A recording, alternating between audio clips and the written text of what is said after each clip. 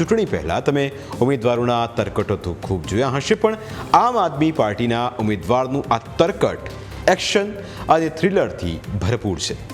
લોકો અને પોલીસને ગેરમાર્ગે દોરવાનું આ તરકટ તમે જોશો તો હેરાન થઈ જશો. ગત મોડી રાત્રે એવા સમાચાર આવ્યા કે ઉનામાં આમ આદમી પાર્ટીના ઉમેદવાર ઉપર હુમલો થયો છે. ઉના નગરપાલિકાની ચૂંટણીમાં વોર્ડ નંબર 5 અને 7ના આમ આદમી પાર્ટીના ઉમેદવાર અજય બાંભણિયા ઉપર હુમલો થતાં તેઓ ઘાયલ થયા હોવાના અહેવાલ સામે આવ્યા. દૃશ્યોમાં પણ જોવા મળ્યું કે તેમના શર્ટ ઉપર લાલ રંગના ડાઘ છે અને પોતે હોસ્પિટલમાં દાખલ છે. હવે આ હોસ્પિટલ સુધી પહોંચવાની કહાણી પણ રસપ્રદ છે.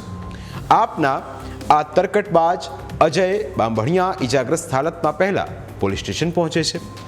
હકીકતમાં તો કોઈ પણ ઘાયલ વ્યક્તિ હોસ્પિટલ પહોંચે, પરંતુ તે પોતે જ પહેલા પોલીસ સ્ટેશને હાજર થયા.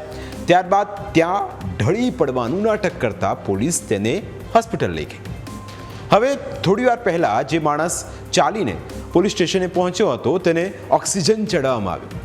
આ ઘટનાક્રમ દરમિયાન તેણે ઘણા ફોન કોલ પણ આવ્યા. આ ફોન કોલ કોના હતા તે તો અમને પછીથી ખ્યાલ આવી જ જશે, પરંતુ ગણતરીની મિનિટોમાં જ આમ આદમી પાર્ટીના નેતાઓ પણ ત્યાં પહોંચી ગયા. આ દરમિયાન અચાનક જ તેને લગાવવામાં આવેલો ઓક્સિજન શિલ્ડ હટી ગયો. જો નાટક કરવાનું હોય તો તેમાં પણ કંઈક રિયલ લાગવું જોઈએ, તેમાં પણ કંઈક પ્લાનિંગ કરવું જોઈએ, પરંતુ આમાં તો એવું પણ કંઈ જોવા ન મળ્યું. તમને આ દ્રશ્યો જોઈને કદાચ એવું લાગ્યું હશે કે આ ભાઈ ઉપર કોઈએ હુમલો કર્યો છે.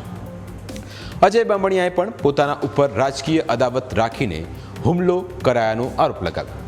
તેમણે પોતાના ઉપર થયેલા હુમલાને લઈ ધારાસભ્ય કેસી રાઠોડ ઉપર ગંભીર આરોપ મૂક્યા અને દાવો કર્યો કે તેમણે જ આ હુમલો કરાવ્યો હોઈ શકે છે.